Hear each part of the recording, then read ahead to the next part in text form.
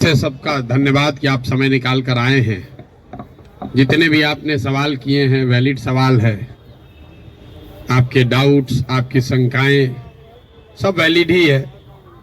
किसी ने कहा कि आप तो पहले सब दल को जिताए हैं तो आप पर भरोसा क्यों करें। कोई कह रहा है कि अरविंद केजरीवाल ठगा है तो अब आपको क्यों फिर से मौका दें।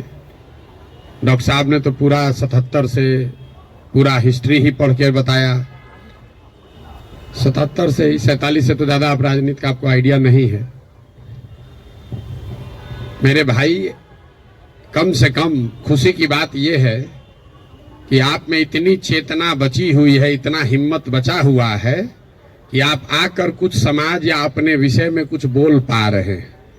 जनसुराज की सबसे बड़ी ताकत, सफलता यही है कि इतने अपने आप को प्रबुद्ध कहने वाले लोग एक क्वासाई पॉलिटिकल प्लेटफॉर्म पर आकर बैठे हुए हैं। न तो नेता और को तो देख के आप पहले डर के मारे भागते हैं कि चंदा उंदा लेगा, क्या करेगा क्या नहीं करेगा। आप यहाँ आए हुए हैं और इस घबराहट में नहीं है कि आपसे कोई कुछ ले लेगा, और आपकी हिम्मत हो रही है कि आप खड़ा होकर सवाल पूछ रहे हैं। ये जनसुराज की पहली ताकत और सफलता है। आप जितने यहाँ डॉक्टर सज्जन बैठे हुए हैं जिन्होंने पूछा कि स्वास्थ्य व्यवस्था को आप कैसे सुधारिएगा, आप लोगों में कई लोगों को अपने अपने स्वास्थ्य मंत्रियों से भी मिलने का अवसर मिला होगा। उनसे कभी नहीं पूछे होंगे, क्योंकि बिहार सरकार में स्वास्थ्य विभाग का एक ही कार्यक्रम है, पता करो कौन डॉक्टर का सबसे ज्यादा प्रैक्टिस चलता है, उसका ट्रांसफर करो और उससे बदले में पैसा का उपाय करो। लेकिन आप में से किसी भी डॉक्टर ने आज तक ये हिम्मत नहीं की होगी कि जाकर पूछे स्वास्थ्य मंत्री से, जिसको आप वोट दबाते रहे हैं, कि भैया ये आप स्वास्थ्य सुधारने के लिए क्या करेंगे। पीछे सज्जन ने हमसे माल न्यूट्रिशन की भी बात पूछी है। अलग अलग आपने सवाल किया है, तो आप उन सवालों पर आएंगे, एक एक सवाल का जवाब भी देंगे।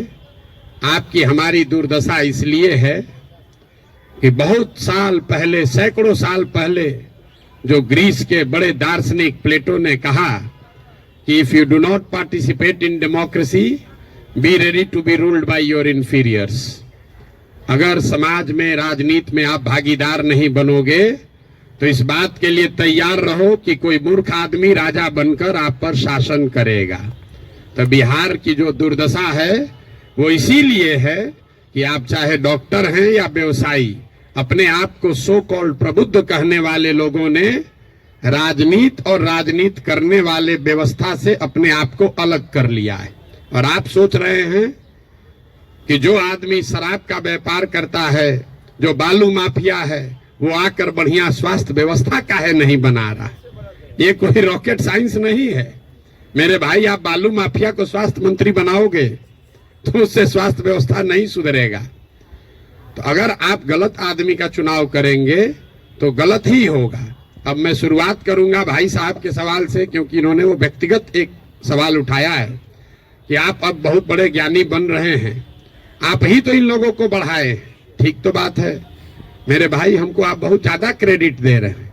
कोई किसी को बना नहीं सकता है। हाँ, ये जरूर बात है कि पिछले 10 बरस में इनमें से कई नेताओं को, दलों को बढ़ाने में हमने कंधा लगाया है। नीतीश कुमार को हमने नहीं बनाया है, लेकिन नीतीश कुमार का जब दुर्दिन हुआ था तो उनको जिताने में मदद की थी, तो वो उसका उतना दोष हमारा है। लेकिन आप यहाँ आज क्यों आए? आप प्रशांत किशोर को सुनने नहीं आए, आप किसी साधारण डॉक्टर के लड़के को सुनने नहीं आए हैं। आप यहाँ इसलिए भी नहीं आए हैं कि हम 2 बरस से पैदल चल रहे हैं। हम 20 बरस पैदल चलेंगे तो एक डॉक्टर अपना 1 मिनट समय नहीं छोड़ेगा। आप इसलिए आए हैं कि 10 बरस हमने वो काम किया है, समाज में लोगों को पता है कि ये आदमी अच्छा है, खराब है, इस आदमी को राजनीति का समझ है। अगर पैदल चल रहा है तो कुछ न कुछ सोचिए कि चल रहा होगा। ये अपने आप को बड़ा मत बनाइए, अपने आप को पेडेस्टल पर मत बैठाइए। हम जब पैदल चलते हैं, लोग दुकान में, दलान में बैठ के हंसता है, क्या ही चलने से कुछ होगा बिहार में। फिर भी हमारे पास आता है, इसलिए आता है कि उसको डर है कि ये प्रशांत किशोर चल रहा है। और वो डर इसलिए है कि 10 बरस हमने वो काम किया है जो आप कह रहे हैं। मैं इसका रेफरेंस क्यों दे रहा हूं? क्योंकि मैं किसी मुख्यमंत्री का लड़का नहीं हूं, मैं किसी प्रधानमंत्री का लड़का नहीं हूं, मैं एक साधारण डॉक्टर का लड़का हूं और मेरा काम ही मेरा पहचान है। वो काम किए हैं तब आप हमको सुनने आए हैं। हम आपको ज्ञान देंगे कि कैसे चुनाव होगा, आप सुनिएगा। अगर हमने 10 बरस वो काम नहीं किया होता आप वो बात नहीं सुनते। लेकिन लालू यादव का लड़का, राजीव गांधी का लड़का अगर आकर आपको ज्ञान दे तो चाहे जीवन में एक भी चुनाव न जीता हो, आप उसकी बात को खूब गौर से सुनिएगा, क्योंकि वो बड़े बाप का लड़का है। तो ये आप बात समझिए कि हमने उनको बनाया नहीं है, और अगर बनाया है तो उसको सुधारने का भी जिम्मा हम ही लेकर चल रहे हैं। आप कुछ नहीं कर रहे हैं। आप पहले भी कमेंट्री कर रहे थे, अभी भी कमेंट्री कर रहे हैं। किसी ने कहा आप पर भरोसा कैसे करें? आप पढ़े लिखे व्यक्ति हैं, अपने आप को प्रबुद्ध बताते हैं। आपसे ज्यादा तो गांव वाले जानते हैं जनसुराज के बारे में। 2 बरस से हम गांव गांव में घूमकर हमारे वोकल कॉर्ड में गांठ पड़ गया। ये बताते बताते कभी जीवन में हमने किसी से वोट नहीं मांगा। हम लोगों को यही बता रहे हैं कि हम पर भरोसा मत करो, किसी दल पर भरोसा मत करो, अपने बच्चों के लिए जगो, वोट अपने बच्चों के लिए दो। गांव वाले को बता रहे हैं, उसको समझ में आ रहा है, लेकिन यहाँ के आदमी को समझ में नहीं आएगा। और आप उससे बेहतर नहीं हैं। ये पढ़े लिखे लोगों को भ्रम है कि हम लोग बड़ा अच्छा है। बिहार का दुर्दशा इसलिए है कि यहाँ का लोग पढ़ा लिखा नहीं है। तो 2-3 ये जो राजनीति का भ्रम है वो आपको दूर कर देते हैं। बहुत लोगों को लगता है कि जो पढ़ा लिखा नहीं है इसलिए बिहार का दुर्दशा है। इस भ्रम को बिल्कुल दिमाग से हटा दीजिए। जितनी गलती पढ़े लिखे लोग कर रहे हैं उससे कम गलती अनपढ़ लोग कर रहे हैं।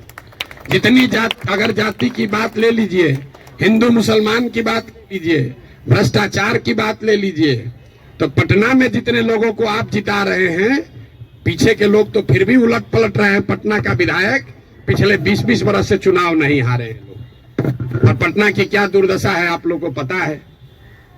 तो पढ़ा लिखा वोटर कहीं इस बात का प्रमाण नहीं है। जब देश आजाद हुआ तो इस देश में कुल 18% लोग साक्षर थे, 82% लोग निरक्षर थे। 82% इलिटरेट समाज ने गांधी को अपना नेता बनाया, अंबेडकर को, नेहरू को, पटेल को, बोस को चुना। आज पेपर पे बिहार में 77% लोग पढ़े लिखे हैं, और आपने पिछले 30 बरस में किसको नेता बनाया है ये आपको हमको बेहतर पता है। इस बात का प्रमाण नहीं है कि पढ़ाई लिखाई से आप अच्छा वोटर बन जाएंगे। मनमोहन सिंह जी देश में जीवन में सिर्फ एक ही बार चुनाव लड़े, दक्षिण दिल्ली से चुनाव लड़े, और बीजेपी के एक साधारण कार्यकर्ता से चुनाव हार गए। बीजेपी के एक साधारण कार्यकर्ता ने मनमोहन सिंह जैसे बड़े इकोनॉमिस्ट को चुनाव हरा दिया। और वो चुनाव झंझारपुर से नहीं लड़े, वो चुनाव मधुबनी से नहीं लड़े, बिहार से नहीं लड़े कि जाति पर सब वोट पड़ता है। दक्षिण दिल्ली के उस लोकसभा से लड़े जहां पर सबसे ज्यादा पढ़े लिखे, सबसे ज्यादा high capita per capita income वाले लोग वोटर हैं। उन्होंने मनमोहन सिंह जैसे बड़े इकोनॉमिस्ट को छोड़कर एक साधारण कार्यकर्ता को चुना। इसका कोई प्रमाण नहीं है। हम लोग घर में कहते हैं कि हमारी दादी पढ़ी लिखी नहीं थी लेकिन बड़ा समझदार थी। लड़का पढ़ लिख गया है लेकिन बड़ा लंपट है। आप पढ़े लिखे होकर भी बहुत बड़े बेवकूफ हो सकते हैं, और नहीं पढ़ा लिखा व्यक्ति भी बहुत समझदार हो सकता है। इसका मतलब यह नहीं है कि पढ़ाई की महत्ता नहीं है। पढ़ाई सिर्फ आपको इतना ही करता है कि आप इंफॉर्मेशन को प्रोसेस करने की आपकी क्षमता बढ़ जाती है, उसको आर्टिकुलेट करके प्रेजेंट करने की आपकी क्षमता बढ़ जाती है। आपकी प्रोसेस, आप उससे बहुत वाइज हो जाएंगे, ऐसी बात नहीं है। दूसरा जो भ्रम आपने बताया, बिहार में तो सब वोट जाते पर पड़ता है, भाई साहब ने बताया, आपने उसका काउंटर भी किया। लेकिन ये सबसे ज्यादा पूछे जाने वाला सवाल है। पिछले 2 बरस से हर आदमी, हर सभा, हर मीटिंग में ये कोई ना कोई जरूर पूछता है, भैया सब तो ठीक है, जाति से कैसे निपटिएगा। तो पहली बात तो ये समझिए कि जाति जो है वो सिर्फ बिहार की सच्चाई नहीं है, जाति पूरे भारत की सच्चाई है, यहाँ के समाज की सच्चाई है। जाति की महत्ता जितनी बिहार में है, इतनी ही आंध्र प्रदेश में है, इतना ही कर्नाटक में है, इतना ही गुजरात में है, इतना ही यूपी में है। आप में से कोई भी ऐसा आदमी नहीं है यहाँ जो उन राज्यों में जाकर राजनीति किया है या वहां चुनाव लड़ाया है। आप हमको बताइए, वोकालिगा और लिंगायत अगर कर्नाटक में नहीं है तो क्या बिहार में है? पटेल और क्षत्रिय अगर गुजरात में नहीं है तो क्या बिहार में है? कहाँ जाति नहीं है? जाति हर जगह है। और जाति, ये आपको हमको हमारे दिमाग में ये बैठा दिया गया है कि बिहार में सब चीज जाति पर ही होता है। इस चीज को एग्जामिन कीजिए कि क्या बिहार में सब लोग वोट जाति पर देते हैं? तथ्य पर जाइए, दैनिक जागरण पर लेख पढ़कर दिमाग मत बनाइए। हम आपको 4 उदाहरण अभी देंगे। आगे क्या होगा छोड़ दीजिए, पीछे क्या हुआ है वो बताते हैं, आपको अपने आंख खुलेगा। 1984 में बिहार में कांग्रेस को बहुत बड़ी सफलता मिली थी। करीब करीब उस समय बिहार झारखंड जो एक साथ था, 54 में 53 सांसद कांग्रेस के जीते थे। यहां बैठे जितने साथी हैं उनसे पूछूंगा उस समय कांग्रेस को कैसे वोट पड़ गया। राजीव गांधी के जाति के बहुत लोग तो नहीं रहते हैं बिहार में, तो आप बताएंगे कि वोट राजीव गांधी को नहीं पड़ा, वो तो इंदिरा गांधी की मृत्यु हुई। उस मृत्यु से जो सहानुभूति की लहर बनी उसमें जाति पाति छोड़कर सबने कांग्रेस को वोट दिया। सब लोग मुड़ी हिला रहा है, उसको लिख लीजिए। फिर पूछेंगे 1989 में इसी बिहार में क्या हुआ? बीपी सिंह जी के नेतृत्व में कैसे पूरा जनता दल बिहार जीत गया? आप में से ज्यादातर लोग बताएंगे कि जनता दल को वोट नहीं पड़ा। वोट उस समय पड़ा बोफोर्स के नाम पर। बहुत बड़ा एक माहौल बन गया था भ्रष्टाचार के खिलाफ। लोगों ने कहा राजा नहीं फकीर है, देश का तकदीर है। सब ने जाकर बीपी सिंह को वोट दिया। इसको भी नोट कर लीजिए। फिर आपसे पूछेंगे 2014 में क्या हुआ? मोदी जीत गए, भाजपा कैसे जीत गया बिहार में? तो आप कहेंगे भाजपा का तो कोई ताकत ही नहीं था। वोट भाजपा को नहीं पड़ा, मोदी को पड़ा। मोदी के नाम पर ऐसी लहर बन गई कि समाज के हर वर्ग ने जाकर मोदी को वोट दिया। फिर आपसे पूछेंगे 2019 में क्या हुआ? तो लोग बताएंगे यहाँ राजनीति तो सब बात करता है कि भैया एकदम कांटे का मुकाबला था। ये जो पुलवामा हुआ ना, उसके बाद समझिए कि हर जात का आदमी जाकर मोदी को ही वोट दे दिया। इन चारों चुनावों को आप कागज में लिख लीजिए। 84 एक घटना है, किसी बड़े नेता की मृत्यु और उससे उपजी हुई सहानुभूति की लहर। 89 एक विषय है, भ्रष्टाचार, बोफोर्स और उससे बनी हुई लहर। 2014 में एक व्यक्ति है मोदी, जिसके प्रभाव की लहर। और 2019 पुलवामा राष्ट्रवाद की लहर। ये आपको क्या बताता है? अगर कोई व्यक्ति, अगर कोई विषय, अगर कोई घटना, अगर कोई विचारधारा समाज के इमेजिनेशन को कैप्चर कर ले तो समाज में ये ताकत है कि वो जातियों से ऊपर उठकर वोट करता रहा है। आगे करेगा कि नहीं छोड़ दीजिए, करता रहा है। फिर भी आपको लग रहा है कि ना भैया यहाँ तो जातीय पर होता है, आप क्या एग्जाम्पल दे रहे हैं? तो हम आपको बता रहे हैं आपको क्यों लगता है। हमने कई चुनावों का उदाहरण आपको नहीं दिया, 4 ही का दिए। उन चुनाव में क्या हुआ? जब लड़ने वाला व्यक्ति या चुनाव, उसमें कोई ऐसी बड़ी घटना ना हो, कोई नया विकल्प ना हो, कोई चेहरा ना हो, कोई विषय ना हो, दोनों लड़ने वाले एक ही जैसे दिख रहे हैं, तो समाज भी कहता है भैया दोनों तो एक जैसा है, चलो अपने जाते को दे देते हैं। तो ज्यादातर समय जो चुनाव हुआ है पिछले 30-40 वर्षों में, वो कोई डिफरेंशिएटर नहीं रहा है। तो जिसको मीडिया कहता है लहर वाला चुनाव नहीं है। अब आप कहिएगा तो लोकसभा का चुनाव का एग्जाम्पल दिए हैं, विधानसभा में ऐसा नहीं होगा। विधानसभा का एग्जाम्पल देख लीजिए। 2010 में नीतीश कुमार और भाजपा इसी बिहार में 206 विधानसभा जीतकर सरकार बनाए। उस समय नीतीश और भाजपा के गठबंधन में मोदी जी नहीं थे। मोदी जी का नाम इतना बड़ा नहीं था, अमित शाह नहीं थे, भाजपा की इतनी ताकत नहीं थी। उनके सामने उनका मुकाबला था लालू जी के गठबंधन से, जिसमें लालू जी थे, कांग्रेस थी और रामविलास पासवान जी थे। लालू जी की ताकत आज के तेजस्वी यादव से तो निश्चित तौर पर ज्यादा थी 2009 में। रामविलास जी की ताकत उनके लड़के से ज्यादा थी, और कांग्रेस भी उस समय 2009 में देश में सत्ता में थी। इसके बावजूद 2010 के चुनाव में एनडीए को, नीतीश और भाजपा को 206 सीट आया। वही गठबंधन जब वो 2020 में लड़े तो इस बार भाजपा के साथ मोदी भी हैं, अमित शाह भी हैं, देश में भाजपा की ताकत बढ़ी भी है। दूसरे साइड एनडीए में अब लालू जी के जगह तेजस्वी जी आ गए थे। रामविलास जी का दल तो उस गठबंधन में था ही नहीं, और कांग्रेस की भी ताकत कमी हुई। लेकिन एनडीए गठबंधन को 125 सीट भी मिलने में दम निकल गया। क्यों? क्या एनडीए को वोट देने वाले सारे जाति के लोग बिहार छोड़कर चले गए? नहीं, ऐसा इसलिए हुआ कि 2005 से लेकर 2009 की जो पहली सरकार नीतीश की चली थी, समाज का हर वर्ग ये समझता था कि नहीं, इसमें कुछ न कुछ काम हुआ है। तो जातीय समीकरण भी था और काम भी था, तो 206 सीट आया। लेकिन उसी बिहार में जब नीतीश का काम खराब हुआ तो उसी एनडीए गठबंधन को 125 सीट आया। आपको लोकसभा का उदाहरण दिया, विधानसभा का उदाहरण दिया, अब आपको मुखिया का उदाहरण दे देते। पिछले बार मुखिया के चुनाव में बिहार में 80% मुखिया चुनाव हार गया है, 80%, और वार्ड सदस्य करीब करीब 95%। सब लोग अपने जाति से जीत कर आए थे। कैसे हार गए चुनाव? ये भ्रम मत पालिए कि जाति से ही सब होता है। अगर सिर्फ जाति से, फिर कहेगा भैया कैसे आप हो सकता है? बिहार में नीतीश कुमार के जाति के कितने लोग रहते हैं? 2-2.5% रहते होंगे। लालू जी के जाति के कितने लोग रहते हैं? 15% लोग रहते हैं।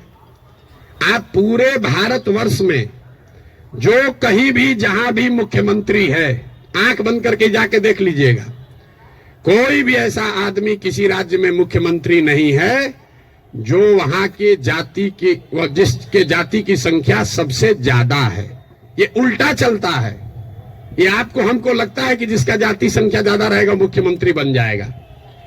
जिसकी जाति की संख्या सबसे ज्यादा हो, उस जाति के आदमी को वो राज्य जीतना करीब करीब इम्पॉसिबल है, नहीं जीत सकता है।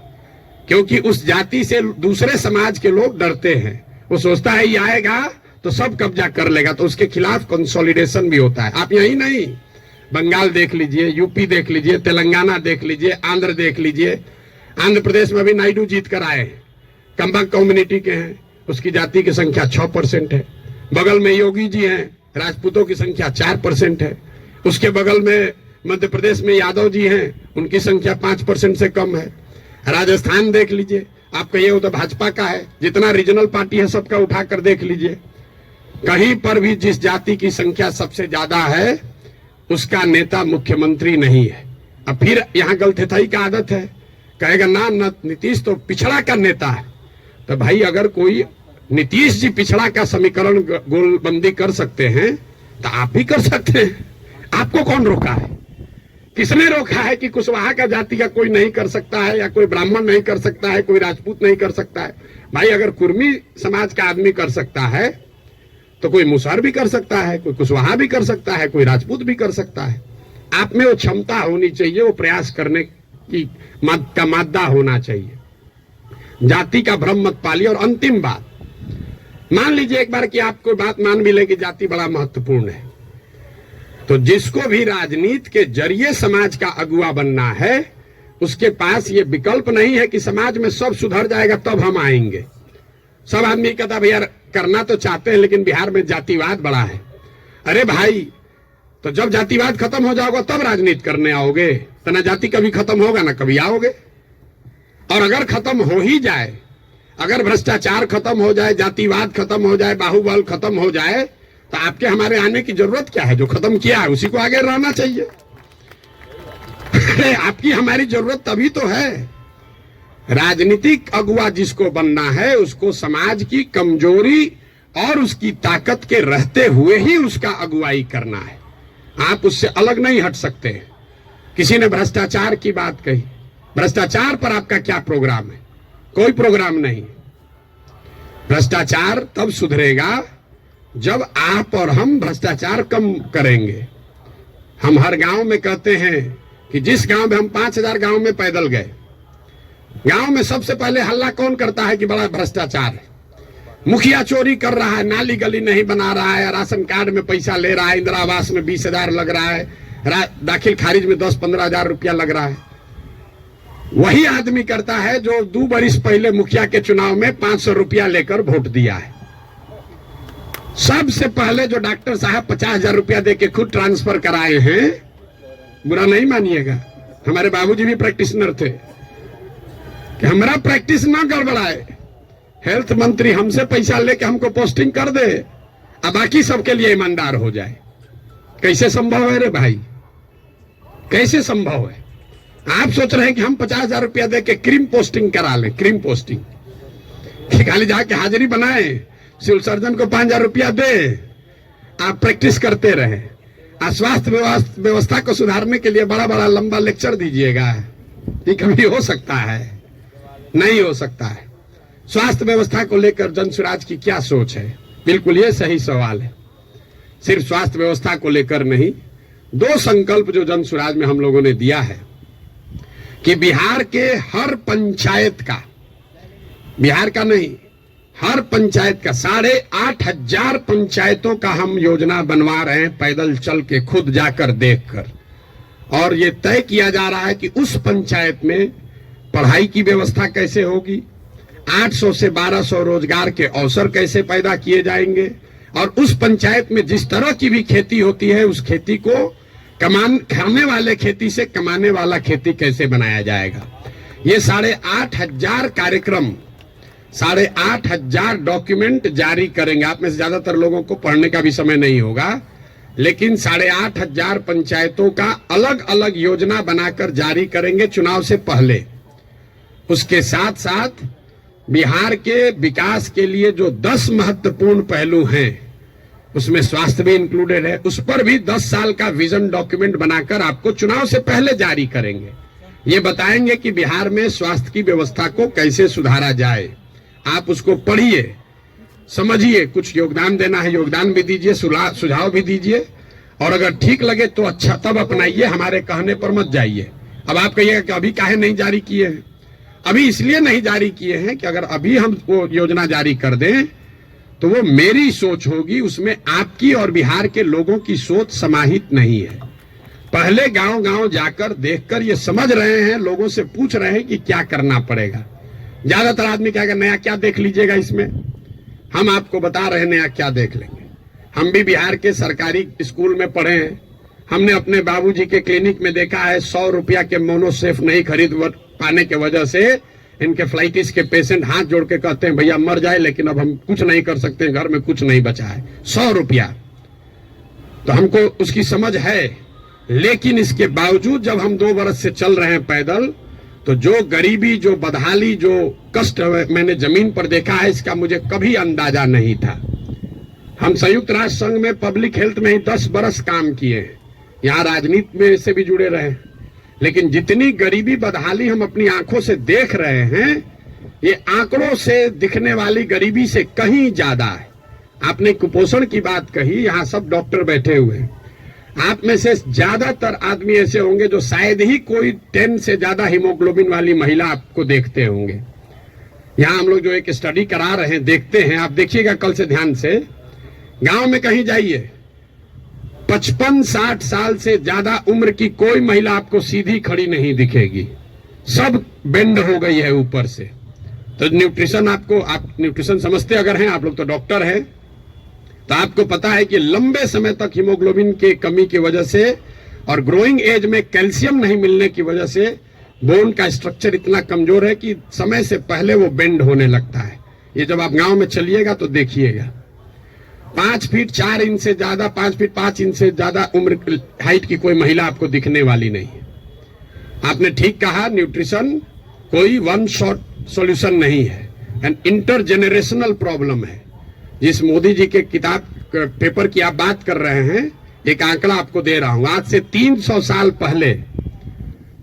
साल पहले यूरोप में लोगों की एवरेज हाइट भारत में लोगों के एवरेज हाइट से 1.4 इंच कम होती थी।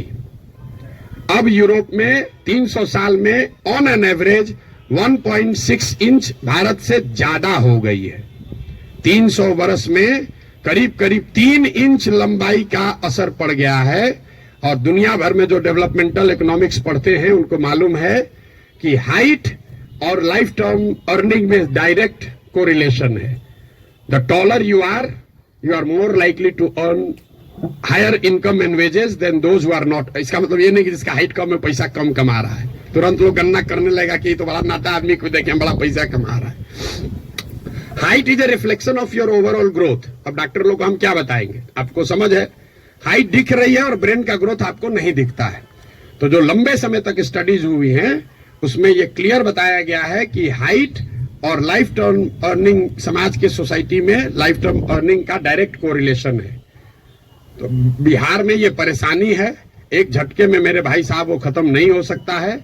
यहां किसी ने पर कैपिटा इनकम की बात की। बिहार में पर कैपिटा इनकम है 35,000 रुपया। देश में प्रति व्यक्ति आय है करीब करीब 1,34,000। बिहार का प्रति व्यक्ति आय है 35,000 रुपया सालाना। उसमें अगर पटना और बेगूसराय को हटा दीजिएगा तो ये प्रति व्यक्ति आय घट के हो जाएगा 22,000 रुपया। 22,000 को जरा 365 से डिवाइड कर दीजिए, देखिए कि दिन में कितना हुआ। 100 में 80 आदमी यहां दिन में 100 रुपया भी नहीं कमा रहा है। आप किस न्यूट्रिशन की बात करेंगे। मुझे एक लड़का मिला, उसको हम लोग कैंप में शाम में खाना खिलाते हैं, जो लड़के आते हैं, बहुत ज्यादा खा रहा था। तो उसको ऐसे बुला के पूछे, बेटा ये इतना रोज खाते हो? बोला सर आज तक जीवन में ऐसा हुआ ही नहीं कि हम खाना खत्म कर लिए और तसली में अभी चावल बाकी है। आज तक ऐसा जीवन में नहीं हुआ कि हमारा पेट भर गया हो और चावल अभी तसली में बाकी है। जो जितना खाना है उसी से पेट भरना है। आप न्यूट्रिशन की क्या बात करेंगे। इन बातों की चर्चा आपने ठीक कहा जनसुराज में नहीं करते। क्या करें, उसको जो सीधी बात बता रहे हैं कि 100 रुपया नहीं कमा रहे हो, ये समझे में नहीं आ रहा है, तो उसको कैल्शियम और हेमोग्लोबिन का कमी बताएंगे तो उसको बुझाएगा। हमको उसको उस भाषा में समझाना है जो उसको समझ में आए। आप बहुत बड़े ज्ञानी हैं, आप व्यवस्था को सुधारना चाहते हैं, सुधारिएगा तब ना जब व्यवस्था में आइएगा। तो व्यवस्था में आने के लिए आपको उस भाषा का, उस विषय का, उस तरीके का इस्तेमाल करना है ताकि आप व्यवस्था में चुनकर आए, तभी तो ये बनेगी बात। किसी ने कहा आम आदमी पार्टी की तुलना, आपको एक पैसे भी समझ नहीं है कि जनसुराज क्या है और आम आदमी पार्टी क्या है। आम आदमी पार्टी आंदोलन से निकली हुई एक पॉलिटिकल व्यवस्था है और जनसुराज में प्रशांत किशोर का, जनसुराज का आंदोलनों में कोई यकीन नहीं है। हम रोज ये बात कम से कम 100 दफे कह चुके हैं। जनसुराज आंदोलन नहीं है, इसको जेपी के आंदोलन से कंपेयर मत कीजिए और इसको आम आदमी पार्टी के आंदोलन से कंपेयर मत कीजिए, क्योंकि आंदोलन है ही नहीं। क्यों नहीं है? हमको लोग आगे कहता है भैया आंदोलन कीजिए उससे बिहार सुधरेगा। मेरा आंदोलनों में कोई यकीन नहीं है, क्योंकि मानव सभ्यता का इतिहास आपको बताता है, पूरे दुनिया का, बिहार का, भारत का नहीं, पूरे दुनिया का मानव सभ्यता का इतिहास ये आपको बताएगा कि आज तक किसी भी आंदोलन से, फ्रांस की क्रांति को अगर आप अपवाद के तौर पर हटा दीजिए तो किसी भी रेवोल्यूशन से, आंदोलन से कभी समाज का भला नहीं हुआ है। आंदोलन और रेवोल्यूशन जो है वो किसी को सत्ता से हटा सकता है। वो तेज हथियार है जिससे आप बड़े से बड़े वृक्ष को काट सकते हैं, उससे आप नए समाज का निर्माण नहीं कर सकते। भाई साहब खड़ा होकर जेपी का आंदोलन का एक उदाहरण दे रहे थे। मेरे भाई, जेपी का आंदोलन कहां कहा गया है? आप तो जेपी के आंदोलन में शायद जुड़े हुए, आपने दावा किया। जेपी के आंदोलन में कहां कहा गया है कि बिहार को सुधारा जाएगा? जेपी के आंदोलन का नारा था संपूर्ण क्रांति, इंदिरा गांधी को हटाओ। तो उस आंदोलन की, क्रांति की इतनी ताकत थी, इंदिरा गांधी को हटा दिए। नया व्यवस्था बनाने की बात कहां कही गई थी? अरविंद केजरीवाल या आम आदमी पार्टी ने नई व्यवस्था की बात कहां कही? उन्होंने कहा भ्रष्टाचार हटाओ। हम तो नहीं कह रहे भ्रष्टाचार हटाओ, क्योंकि दुनिया में कहीं इसका कोई प्रमाण नहीं है कि कोई एक कानून बनाकर आप भ्रष्टाचार खत्म कर देंगे। ये तो सतत प्रक्रिया है। जिन देशों ने भ्रष्टाचार पर अंकुश लगाया है, दुनिया में सबसे ईमानदार देश कौन है? जो स्कैंडिनेवियन कंट्रीज हैं, फिनलैंड, स्वीडन, नॉर्वे, डेनमार्क, वहां जाइएगा, वहां करप्शन मिनिमम है। आप जाकर उसका अध्ययन कीजिए कि वहां कैसे करप्शन कम हुआ। वहां अरविंद केजरीवाल थोड़े पैदा हुए थे, वहां जन्म लोकपाल करके कोई विधायक नहीं पारित हुआ। वहां भ्रष्टाचार 4 तरीके से कम हुआ है। पहला, समाज में ये जागृति बनी लंबे समय में कि अच्छे और स्वच्छ लोगों का चुनाव करो, मतलब इलेक्टोरल प्रोसेस को जहां तक हो सके उसको स्वच्छ बनाया गया। आप में से कुछ लोग सोशल मीडिया पर अभी देखे होंगे, नीदरलैंड्स का प्रधानमंत्री अभी आज से करीब 2 हफ्ते पहले 12 बरस प्रधानमंत्री रहने के बाद हटा है, तो वो साइकिल से अपने घर से अकेले निकल रहा है। तो वहां की समाज ने ये व्यवस्था बनाई कि स्वच्छ लोग स्वच्छ तरीके से वोट करें, स्वच्छ लोगों को चुने। दूसरा उन्होंने क्या किया, उन्होंने बहुत बड़े स्तर पर जन भागीदारी, लोकतंत्र को समाज में उतारा। सिर्फ सरकार चुनने की व्यवस्था को लोकतंत्र नहीं बनाया, जो सरकार के नीतिगत फैसले हैं उसमें समाज की भागीदारी करी। और चौथा, बहुत बड़े स्तर पर टेक्नोलॉजी का इस्तेमाल हुआ है। आप लोग जितने लोग आए हैं, ज्यादातर लोग नल जल योजना के बारे में सुने समझे होंगे, बहुत यहां ब्यूरोक्रेट लोग भी बैठे हुए हैं। नल जल योजना में अभी तक सरकार यही चक्कर में बहस में पड़ी है कि वहां चल रहा है कि नहीं चल रहा है। 25,000 करोड़ रुपया खर्चा हो गया। उसी सरकार में स्मार्ट मीटर लगाकर लोगों को यह पता है कि बिजली कितना कंज्यूम हो रहा है, लेकिन नल जल में अगर स्मार्ट मीटर लगाया होता तो कम से कम इतना तो पता चलता कि जो पानी चल रहा है कि नहीं चल रहा है। 25,000 करोड़ रुपया खर्चा कर दिया, लेकिन पानी को निकलने, मापने, उस पर बिल करने का कोई टेक्नोलॉजिकल सॉल्यूशन नहीं ढूंढा। तो ये 4 चीजें जो हैं उसको करके भ्रष्टाचार पर अंकुश लगाया जा सकता है। लोकतांत्रिक व्यवस्था को जहां तक हो सके उसको भ्रष्ट लोग और भ्रष्ट पैसे से बचाया जाए। दूसरा, जनता को नीतिगत मामलों में शामिल किया जाए। तीसरा, उनको भागीदार बनाया जाए, सरकारी सत्ता और संसाधन का विकेंद्रीकरण हो। और चौथा, बड़े पैमाने पर टेक्नोलॉजी का प्रयोग हो। अगर ये चारों का इस्तेमाल करेंगे तो भ्रष्टाचार पर अंकुश लगाया जा सकता है। खत्म ना हो सकता है, ना होने का हम दावा कर रहे हैं। तो वो सब बात मत कहिए कि हम आप कैसे खत्म कीजिएगा, हम ना खत्म करेंगे, हमारे बस का ही नहीं, हमारे कैसे खत्म हो जाएगा। सीओ साहब का 40 लाख रुपया लेके पोस्टिंग कीजिएगा, सीओ पैसा नहीं लेगा दाखिल खारिज में, ऐसा संभव है? 40 लाख रुपया लेकर अगर सीओ से को आप पोस्टिंग कीजिएगा, थाना दीजिएगा, अगर किसी थानेदार को 20 लाख रुपया लेके, तो पैसा कैसे नहीं लेगा? लेगा ही लेगा। अब आपका एक और सवाल लोगों का जो रहता है, भैया इस पर कैसे भरोसा करें? भाई बिल्कुल मत भरोसा करो। जो पहले से आपको ठग रहा है, आप लोग डॉक्टर हैं, जो दवा पहले से फेल है उसको इस्तेमाल करना चाहते हो, लेकिन ट्रायल मेडिसिन कैसे, ट्रायल मेडिसिन का ट्रायल कैसे होता है? आपको मालूम है कि इसकी 100% गारंटी नहीं है, लेकिन फिर भी कहते हैं अच्छा पेशेंट मर रहा है, उसका कंसेंट लेकर आप ट्रायल मेडिसिन देते हैं कि 20% भी चांस अगर कहीं लग गया तो ठीक हो जाएगा। आप जनसुराज को वही ट्रायल मेडिसिन ही समझ लीजिए। पहले वाला तो पहले से एक्सपायर है। बताइए यहाँ के लोगों के बुद्धिमत्ता का जरा आलम देखिए।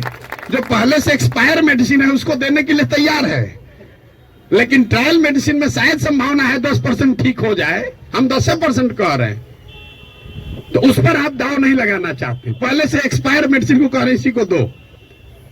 भाई किसको कंपेयर कर रहे हैं आप? अगर 2 यहां नई व्यवस्था बन रही हो तो जरूर आपका वैलिड सवाल है कि भाई आम आदमी पार्टी को दे कि जनसुराज को दे। लेकिन जब पहले से तीनों एक्सपायरी मेडिसिन है, उसके सामने कुछ भी नया हो रहा है, तो आपको तो कहना चाहिए नहीं, चलो एक बार ट्राई करके तो देखते हैं। यहां तो 30 बरस से खत्म ही हो रहा है। मेरा आपसे इतना ही अनुरोध है, आग्रह है। आपने ड्राइंग रूम में रहकर बहुत बात कर ली, अपने चैम्बर में रहकर बहुत बात कर लिया, आप समाज की चिंता करने वाले लोग हैं, लेकिन इसी अव्यवस्थित समाज से आपने अपने और अपने परिवार के लिए कुछ कर लिया है। अब यह समय है कि थोड़ा ही सही कुछ न कुछ अपने इस मिट्टी के लिए, अपने समाज के लिए वापस कीजिए। प्रशांत किशोर पर भरोसा मत कीजिए।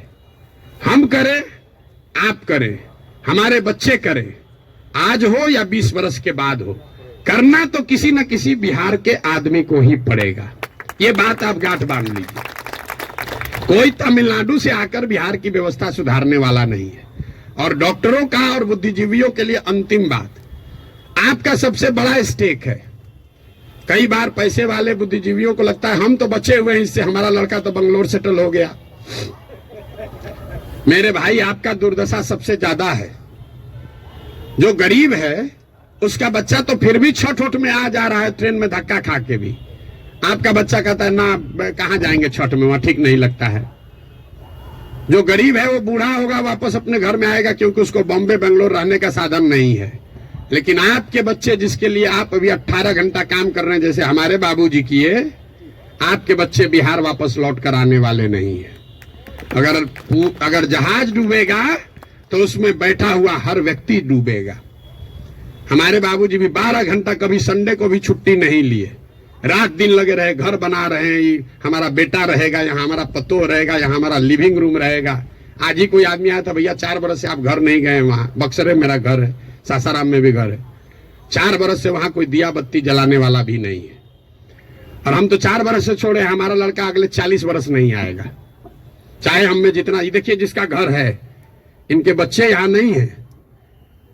इतना बड़ा बनाए हैं पटना में, इससे बड़ी प्रॉपर्टी पटना में नहीं होगी प्राइवेट। इनके बच्चे भी यहां नहीं है। अगर बिहार में वो व्यवस्था होती तो इस घर को बनाने वाले लोग भी यहां रहते। इस घर का ये बहुत बड़ा एग्जाम्पल है। अब देखिए इसकी दशा, जब इनके बच्चे यहां आकर नहीं रह रहे हैं, तो आप जो अपना मेहनत कर रहे हैं बेगूसराय में, मुजफ्फरपुर में, औराई में, कटिहार में, मेरे भाई कुछ नहीं बचेगा। इसलिए आपकी हमारी जिम्मेवारी है कि समाज को बनाइए, खड़ा कीजिए। अगर वहां अच्छा स्कूल खुल गया है तो आपका बच्चा आपके साथ रह के पढ़ रहा है। अगर यहाँ अच्छी व्यवस्था हो जाएगी तो शायद आपका बच्चा आपके साथ नौकरी करते हुए बिहार में रहेगा, वरना जड़ ही खत्म हो जाएगा। हम गांव में चलते हैं, देखते हैं जितने बड़े घर पुराने बने हैं, सब करीब करीब भूत बंगला बन गया है, ढह कर खंडहर हो गया है। तो ये प्रबुद्धों को समझने सोचने का समय है। एक अवसर अगर मिला है, आपके पास जो भी क्षमता है, जिस तरीके से भी, कुछ नहीं है, आप कम से कम मन से आशीर्वाद तो दीजिए। सवाल क्या कर रहे हैं? आपको कोई कहता सवाल करने, हमको कोई दिक्कत नहीं, दिन भर आप सवाल कीजिए, हम तो दिन रात यही काम करते हैं। लेकिन सवाल करके आप किसी का भला नहीं कर रहे हैं, आप अपना ही नुकसान कर रहे हैं। अरे कुछ नहीं कीजिए, कम से कम कुछ अच्छा हो रहा है उसके समर्थन में एक आवाज तो लगाइए। वो भी नहीं कर सकते हैं, गुड विशेष आशीर्वाद तो दे सकते हैं। आपसे तो कोई पैसा मांगा नहीं, वोट तो देने आप जाइएगा नहीं, ऐसे भी वोट देने तो ऐसे भी नहीं जाइएगा। आपका वोट है कहां? आप अपने को जबरदस्ती बैठाए हुए हैं एवरेस्ट पर। आपको पूछ कौन रहा है? आपको पूछ कोई नहीं रहा है। तो अपने आप को रेलेवेंट बनाइए, ताकि आपके आने वाली पीढ़ी इस जमीन से जुड़ी रहे। आप जिस काम को करने के लिए अपना अभी जीवन खपा रहे हैं, आपके पास 1 मिनट नहीं है कि सांस भी ले। जो चीज बना रहे हैं उसको भोगने वाला, उसका उपयोग करने वाला कोई नहीं बिहार में बचेगा आपका अपना, अगर आप बिहार की व्यवस्था को सुधारने के लिए कुछ न कुछ न करें। और ये आपकी हमारी नैतिक और मौलिक जिम्मेवारी भी है कि अगर भगवान ने हम लोगों के लिए अच्छा कुछ कर दिया है, तो हम लोग की जिम्मेवारी है कुछ वापस इस समाज को दें। अब आपका और कोई सवाल है तो कर लीजिए। बहुत बहुत धन्यवाद।